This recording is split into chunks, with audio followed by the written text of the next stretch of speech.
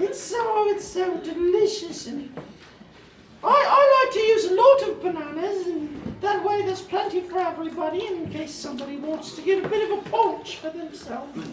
You really can gorge yourself on this. It's got a lot of vitamins and minerals with the potassium. Butter gives you a nice dose of fats. You've got to have fat and the importance of fat in the diet. But if you really look at the research, it shows you need to have quite a bit of fat. And butterfat is a good source of fat, and it's got a lot of protein and not so much of the cholesterol like the eggs. Those pesky eggs, you ought to stay away from those if you can. Although they do make for a nice pastry from time to time.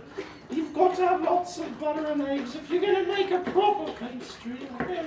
You can get the low-fat pastries these days, but I just don't feel it has the genuine quality of a real pastry, if you know what I mean. You can go in there and you get the low-fat pastries, and you walk out with just a mouthful of disappointment and regret, and nobody's got time for that. I say if you're going to eat a pastry, you just as well go whole hog, as they say. Now, hog is another topic altogether, with the bacon and the ham. You can get the pork chops and the loin, and that pulled pork that they do in the southern part of the United States, I hear, is quite popular, although pork's always been a little dirty to me. I don't care much for it. I'm not a Muslim, mind you. I'm not one of those running about in the desert with the towel on my head, but I do not care for pork anyhow. I do make room for all types in my kitchen.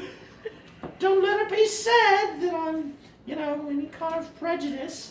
Now, do you think we have enough bananas now? Is that enough, do you think?